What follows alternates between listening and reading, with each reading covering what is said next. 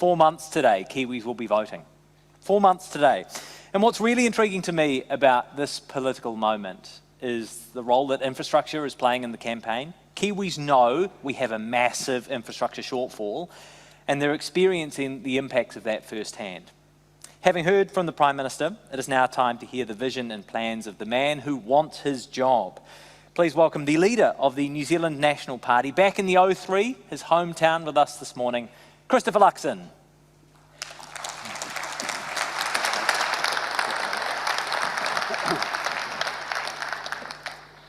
Well, kia ora, good morning everybody. It is a real pleasure to be here today, and can I just firstly congratulate Jack on his new marriage. Say well done, Jack, good decision, most important decision you'll make in your life. Can I also acknowledge Margaret Devlin, Chair of Infrastructure New Zealand, and say, Margaret, thank you for the great work that you're doing.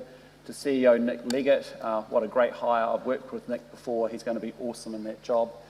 I want to acknowledge Chris Bishop, who's our spokesperson for infrastructure, housing and RMA reform and urban development. Chris, thanks for the passion and the determination to get infrastructure fixed in this country. And Simon Watts, our local government and climate change spokesperson, is here as well as Michael Woodhouse, who is our spokesperson for economic development. And I was delighted to see that your conference is actually called Building Nations, although my interest unashamedly is actually in building this nation, New Zealand, because this is the best country on planet Earth and it has unlimited potential.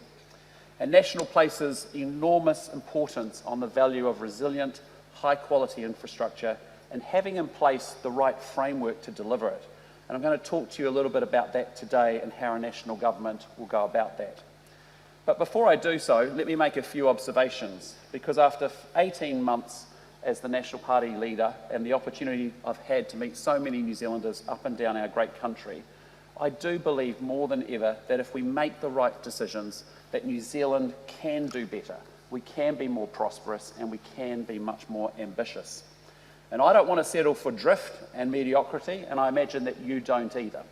But everywhere I go, everyone is worried, telling me how worried they are and actually how frustrated they feel and how they're actually struggling.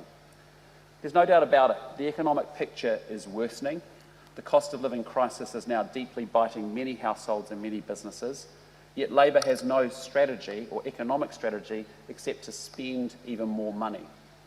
And the government is now spending more than $1 billion more each and every week compared to the 2017 national government. And that spending equates to an extra $28,000 per household each year, but so much of that money, I believe, is being wasted.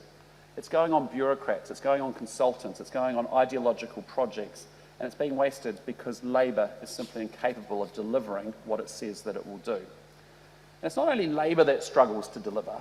New Zealand has become a country in which it's just too hard to get things done. And working in infrastructure, you already know that, just like our farmers do up and down the country. And I don't accept that it has to be like this, and I won't accept that it has to be like this. And so a national government that I lead will get New Zealand back on track by fixing the economy, by reducing the cost of living, restoring law and order, and improving our schools and healthcare. Because I want a vibrant New Zealand where people encourage good ideas, they celebrate success, and when they see a tall poppy, they say, let's plant some more. Because the world is full of opportunities for New Zealand, but to see them, we first need to look beyond the obstacles. And if we can't remove those obstacles, we have to go around them, or we have to go over the top of them. And we can do that. We are innovative people, and we need to back ourselves to get things done. And I came to politics 2 years ago because I could see that New Zealand is going in the wrong direction. And when I see things not working well, I'm one of those people who wants to get compelled and get stuck in and fix it. So making New Zealand great starts with a strong, well-managed economy. And to fix the economy, National will stop wasteful spending and get the books in order, will provide tax relief, will cut red tape, will grow skills and attract talent, will drive technology and innovation, will encourage trade and investment, and importantly, we will build infrastructure for growth. And it's that final point of building infrastructure for growth that I want to talk to you about today. As I said at the start, I like your conference title, Building Nations, because the impact of building infrastructure is greater than the sum of the individual projects. Building renewable power stations and schemes, more resilient highways, better public transport, public and high quality fresh water, wastewater and stormwater services are important by themselves. But taken together, they're the foundation upon which a successful first world economy runs. High quality infrastructure drives economic growth, it boosts productivity, and it enhances our way of life. And National gets that. For example, National understands the importance of resilient networks for getting people and products where they need to go. And I think of the vet that I spoke to who came up to me and thanked National for starting the Waikato Expressway. And she said the ease of that freeway enabled her to do 1 or 2 more jobs and farm visits each and every day, and enabled her to get home to her 2 little ones much quicker. And that's the point of it. That's the point of infrastructure, and that's why I want a lot more of it. So National's Roads of National Significance program, including the Waikato Expressway, the Christchurch Motorways project, the Kapiti Expressway and the Tauranga Eastern Link, have not only improved safety or reduced travel times, they've boosted growth and they've made New Zealanders' lives much better. And surely that's the point. National also rolled out the ultra-fast broadband, and that project ran on time and under budget, and it gave New Zealand world-class broadband. We also electrified the Auckland Rail network, expanded the Wellington commuter network, and started the City Rail Link. Now, the case for infrastructure investment is clear, yet New Zealand has a significant infrastructure deficit. And estimates of the size may vary, but I think we all agree that it is sizable and it's running into billions of dollars. The Infrastructure Commission says the shortage of quality infrastructure means traffic congestion is choking our cities, housing is severely unaffordable, and there is poor quality water infrastructure in many places. An infrastructure deficit worth up to 50% of GDP now doesn't just appear out of nowhere. And if we're going to fix this deficit, we must understand the barriers to building and maintaining infrastructure in our country. Because at the most basic level, the problem is not enough money being spent on new and existing infrastructure. So let's look at the financial barriers. New Zealand, frankly, builds too many assets with cash. And in particular, water infrastructure and roads are chronically under-leveraged, which sharply limits how much investment there can be. And debt is the right way and the fair way to fund long-lived infrastructure. The debt gets paid back over the life of the assets by the people that are using them. And we do a poor job of connecting large pools of savings like ACC and New Zealand Super with opportunities to invest in infrastructure. And the problem is not only domestic, the world is in fact awash with savings, yet New Zealand does not provide a gateway that makes it easy for that capital to enter the country. And a more fundamental problem is the use of cross-subsidies to build new infrastructure, forcing every dollar for water or roads to then compete with funding for other council services will cause an infrastructure deficit. And another problem is fragmented and uncoordinated public funds. There are more than a dozen public infrastructure funds. For example, the Infrastructure Acceleration Fund, the Provincial Growth Fund, the Tourism Infrastructure Fund. Each has its own criteria for funding, its own governance, and its own accountability. Now, the second barrier to infrastructure is red tape.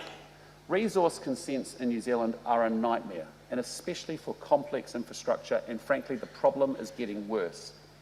In the last 5 years, the time taken to consent to build has increased by more than 150%, while the cost of those consents has increased by over 70% in 7 years. And the government system for RMA reform will only actually make things worse. And finally, on that long list of challenges, there's the global war for talent, whether it's construction workers or those that are involved in planning and delivery and maintenance. There's no shortage of work needing doing, but there's a severe shortage of people available to do it. So that's the bad news. The good news is that New Zealand's infrastructure deficit can be fixed, and we have some examples right in front of us of it working well. For example, we can look at areas where there isn't a deficit, areas like telecommunications, electricity local lines and transmission, airports and gas pipelines.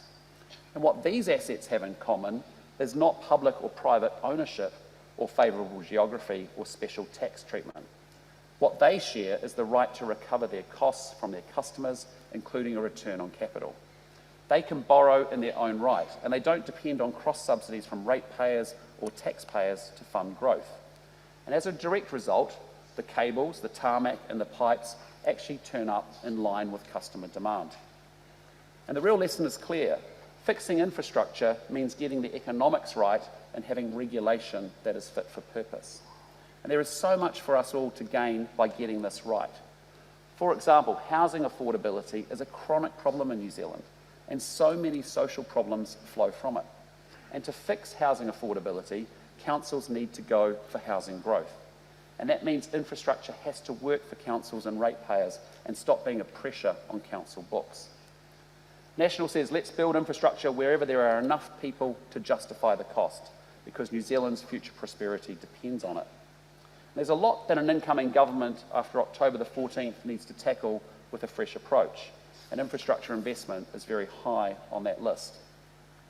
Just 2 weeks ago, Chris Bishop and I announced National's housing plan called Going for Housing Growth, and it requires councils to immediately consent enough land capacity for 30 years of housing growth. And our plan will fix the red tape around infrastructure funding and financing, and it then provides financial incentives for councils to go for housing growth. I'm all about getting things done, and big deficits need big solutions. And I have to tell you, National is up for that. And we will bring a similar approach to meeting the challenge of infrastructure investment. And that's why I'm pleased today to say that a government I lead will step change the way that infrastructure is delivered in New Zealand. I am proud today to announce that New Zealand's 5-point plan to fix long-standing bottlenecks to get our infrastructure right once and for all. So here's what we're going to do. First, we're going to expand the role of Crown infrastructure partners and build a national infrastructure agency to coordinate the public infrastructure investment, to act as a gateway for domestic and offshore capital, and to deliver infrastructure for the future. Second, we'll be making use of innovative funding and financing tools to boost investment in infrastructure. Third, we will develop national city and regional deals so that central government can partner with local government to create long-term pipelines of regional projects. Fourth, we will create an infrastructure fast-track consents process to make it easier to build infrastructure New Zealand needs for the future.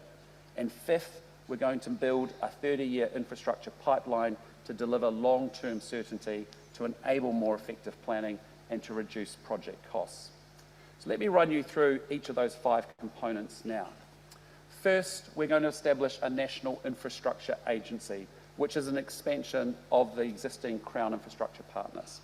And it's going to have 3 main functions. The first is that it will consolidate all of central government's fragmented infrastructure funds. Let's face it, central government capital expenditure on infrastructure is currently unfocused and it's uncoordinated.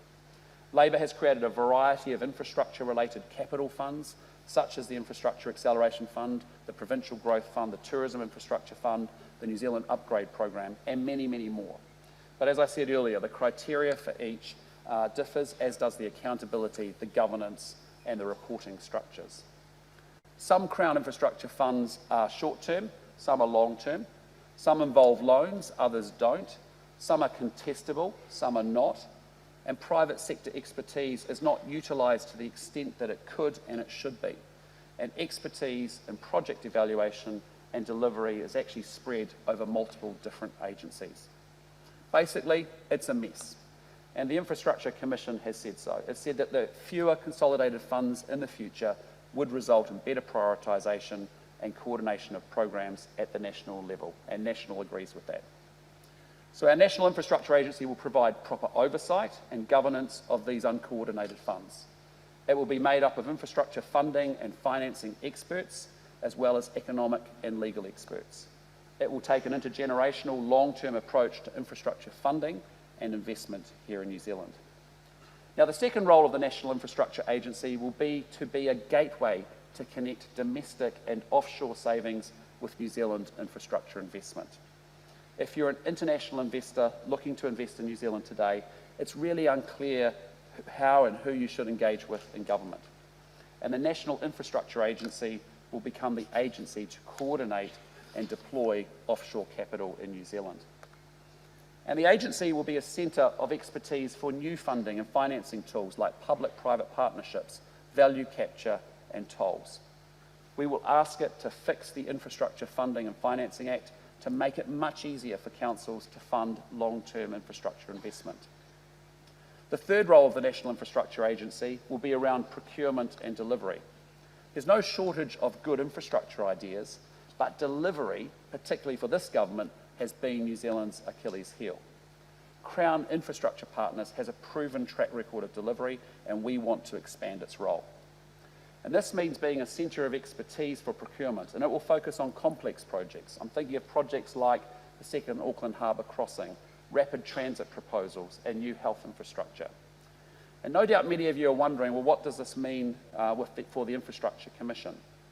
The Infrastructure Commission, in our view, is doing incredibly valuable work, and under National, their job will be to work on infrastructure policy advice, and in particular to develop the 30-year pipeline of projects that we want to build. Now, second, we will be making use of innovative funding and financing tools to boost investment in infrastructure. And let's be honest, New Zealand has been slow to adopt funding and financing tools that we know are widely used overseas. And this includes streamlined public-private partnerships, which involve long-term contracts to build and to operate infrastructure. The major innovation National will introduce in infrastructure finance is value capture. National believes that those that benefit from publicly funded infrastructure should help contribute to the cost of it. And New Zealand's funding model for certain types of infrastructure is a classic case of privatising the benefits but socialising the costs. Infrastructure's value capitalises in the value of nearby land, but in many cases, those enriched landowners pay no more than anyone else towards the investment. And this way of funding infrastructure embeds a natural resistance, I believe, to growth. After all, why should ratepayers support more houses in their area if it means higher rates for them? So National will build more infrastructure with greater use of targeted rates in the Infrastructure Funding and Finance Act, a type of value capture. And targeted rates will mainly be directed at new greenfield developments, and that means existing homeowners will not pay more for their current services. Now, third, National is going to launch national city and regional deals, because addressing New Zealand's infrastructure deficit cannot be done by central government alone. Local government has an important role to play. National is going to reshape the relationship between central and local government through long-term partnership agreements called city and regional deals. And these models have proven successful overseas, including in the UK and certainly in Australia. But the idea is that each city and regional deal will be bespoke to that sub-region of New Zealand. They will involve long-term funding commitments by both central and local government to enable certainty of planning and a portfolio approach encompassing road, rail, public transport, housing, including public housing, and environmental resilience and adaptation investments. Negotiations for city and regional deals will begin shortly after the election, with councils and regions urged to begin identifying their projects immediately. Now, the fourth change is to get serious about actually building things by fixing our broken consenting framework. New Zealand's planning system needs urgent reform, and I have to say Labour's RMA 2.0 is not the answer. National is going to make two key changes to New Zealand's planning system to reduce resource consent timeframes and costs. First, we're going to introduce an infrastructure fast-track process modelled on the COVID fast-track process for quick processing of resource consents. And this will become permanent for common infrastructure like roads, water, electricity lines, and so on. And like the COVID fast-track process, expert panels will process consents within strict timeframes. And second, we'll establish a class of projects known as major infrastructure priorities, which will require decisions within 1 year. The Minister of Infrastructure will be able to designate a project as a major infrastructure priority if it meets the criteria.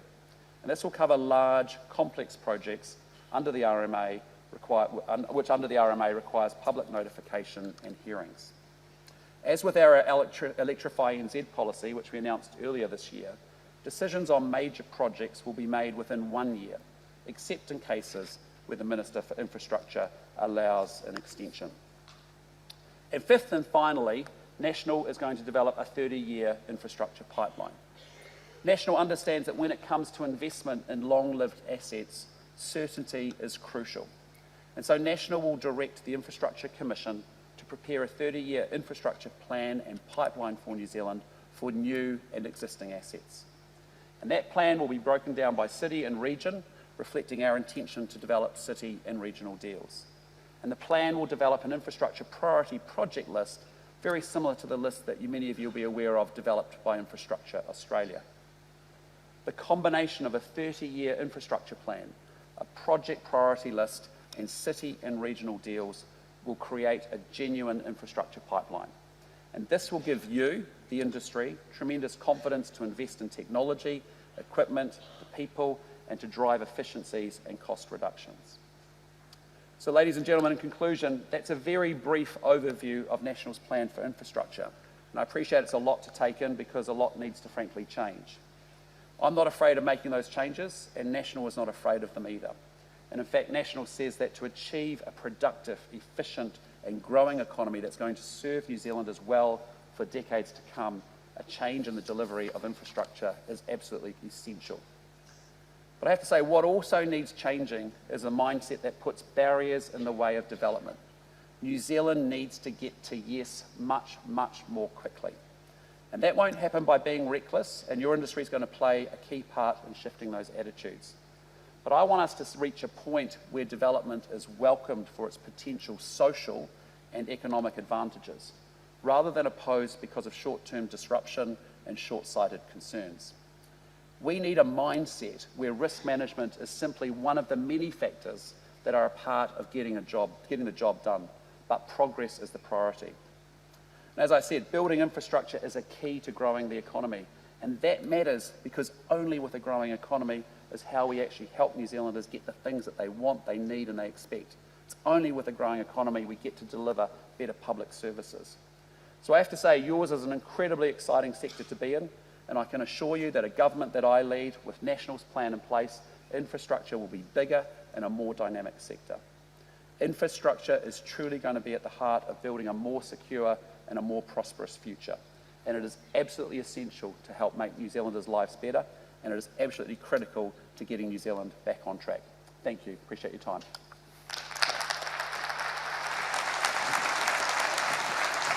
Come and have a seat. I'll give you this. Thanks, Use mate. that if you can. Take a seat. It was a cold walk in this morning, so I might Yeah. blow my eyes. Yeah, you're not the only one. This is the problem, eh? You move out of Christchurch and then all of a sudden you become a big wuss. Well, it's for the both of us. Well, speak for yourself. Certainty. Certainty is this word we hear time and time again. The 30-year pipeline, I'm sure, is going to be music to many of the sets of ears in this room. But what is to stop a future government reneging on some of those projects in the 30-year plan? So how do you remove the politicisation of those Look, projects? I mean, that's been part of the problem, right, is that we've got a 3-year election cycle, governments come and go, projects get turned off, turned on. I have a pretty simple view. You know, John F. Kennedy said, let's go to the moon, and people landed on the moon 9.5 years later. So I kind of struggle to understand why it takes an express busway longer than 24 years to get done. So what we've got to do is use those mechanisms, like the Infrastructure Commission, to build the 30-year pipeline beyond a political cycle. The city regional deals are designed like they are in Australia, where you and I would sit down as representatives of central local government, agree what the Hawke's Bay region actually needs. We lock those projects up for 10 years. Irrespective of whether you or I change, they're locked and loaded and away we go. And it gives huge amounts of certainty. So I think those mechanisms outside of direct government actually are very important to stop the politicisation of what's been going on. But what is the role of bipartisan cooperation in this? Because it's all well, say the Infrastructure Commission comes out and says, here's a 30-year pipeline. National says, we love this project, we're committing to it. You can't guarantee funding for the 30 years necessarily if a Labor government is to come in 6 years' time and change its mind. Yeah, well, I think that's why we need that bipartisan commitment. And that's why I think so for example, Australia is a good example to me. You've had Liberal and Labor governments. You've had both committed to actually developing city and regional deals. The projects get locked in and loaded, and that's what everyone's working on. Yeah. The biggest infrastructure that makes the most amount of difference to the most amount of people in the fastest amount of time. So I think we've got to get those mechanisms outside of government working and locking in the longer term strategy, and then government signing up for that. You know, to be honest, you know, a particular minister showing up as the Minister of Transport or Infrastructure, frankly, doesn't really know, is not the expert that they really need to know what projects should be going ahead or not going ahead. I think they have an important role to play, but we need those other bodies around them actually saying, well, this is the pipeline of critical projects, the local community saying, this is what matters to us, and then we move on and get them funded and financed. Okay, that's a question from the floor via Slido, and thank you for your questions. How involved will the Minister be when it comes to fast-tracking those projects? Really involved, because we are beyond, this is not a sustaining success situation in New Zealand. We are in a need of a turnaround. We are in a really defining moment about how we're going to choose our future to be. And I think we are dangerously close of having first world expectations, but a second world economy at the moment. And I'm deadly serious. When we get to government, we are not there to muck around. We are there to get things done for the New Zealand people. They want outcomes. That's the thing that improves their daily lives. Honestly, that vet that I spoke to last year, she, young woman, she said the Waikato Expressway meant she did 1 or 2 more jobs, more productivity as a result for her business. But she could get home to her young ones endless. When you do infrastructure well, it's got economic, social and environmental benefits.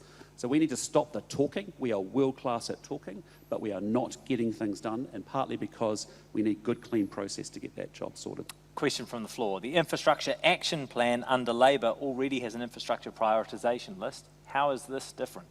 Yeah, well, we've got a lot of lists, but there hasn't been a lot of action. This is a government that hasn't started and completed a single transport project in 6 years. So, my view is let's empower the Infrastructure Commission to build the 30-year list. Just jump on the Infrastructure Australia website, which I've done many times, and it's impressive to see the whole gamut of what's going on across Australia and what the investable projects actually are. So, if it's working, let's build on it, but I'm not really that interested in talking anymore. I want clean, simple frameworks. I think there's a 5-point plan that we've got that's pretty simple. We've now got to get on and get it done. How do you scale up the construction workforce?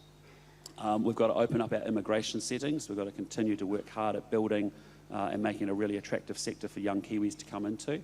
And we've got to give certainty for long-term investment. We've had a lot of firms show up here in New Zealand, do one project, they're not sure what's coming next, and so they shoot the capital out of New Zealand to a place where there is a lot more certainty.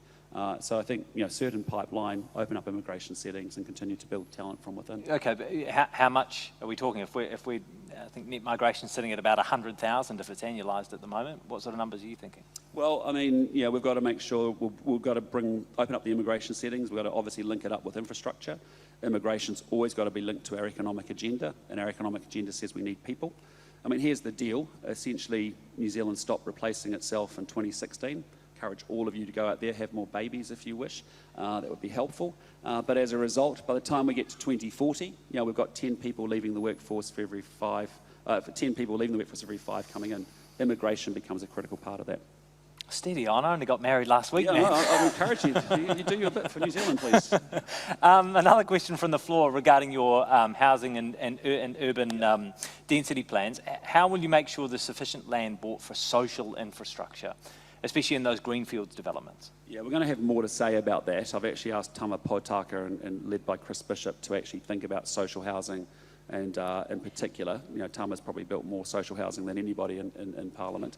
So we have more to say about that shortly. But I mean, the key thing on that Going for Housing growth plan is to get the councils to immediately consent 30 years of housing demand, because this drip thing isn't kind of working. And the incentives are all wrong, understandably, for councils, right?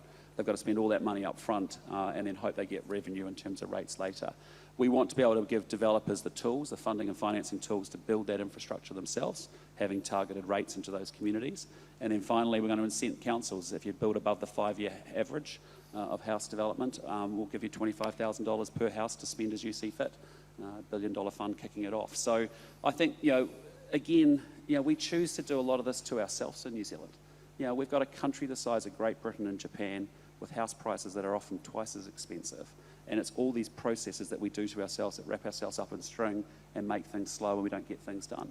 And so we have to get to the root cause. And I guess in my observation in 2 years in Parliament is that there's a lot of solutions that go roaming around in search of a problem, and there's not very good problem definition and then common sense, pragmatic, practical solutions to that.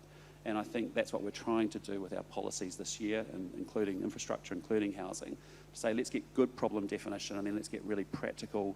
What are the steps that actually unlock it and actually make it happen? Well, thank you very much for being with us this morning. I know everyone here will be keenly going through the details in your 5-point plan. We appreciate you announcing it here this morning. Good luck for the campaign. Join me in thanking Christopher And I get to Luxon. see you on Sunday. Yeah. Thanks, guys. Thanks very much. Good job. Come through here. Yeah, take it.